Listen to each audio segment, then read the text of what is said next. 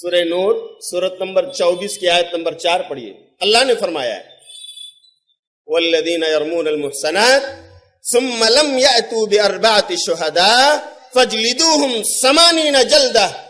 یہ وہ لوگ جو پاک دامن پاک صاف عورتوں پر الزام لگا دیتے ہیں کہ فلانی ایسی ہے، فلاں کے ساتھ تھی، وغیرہ وغیرہ، الزام لگا دیا.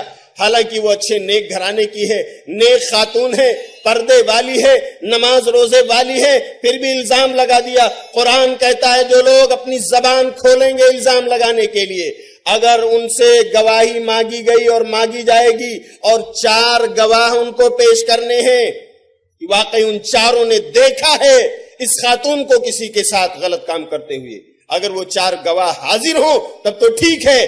لیکن اگر یہ 4 گواہ حاضر نہ ہو سکے تو یہ الزام مانا جائے گا، اور الزام لگانے والوں پر 80 کوڑے.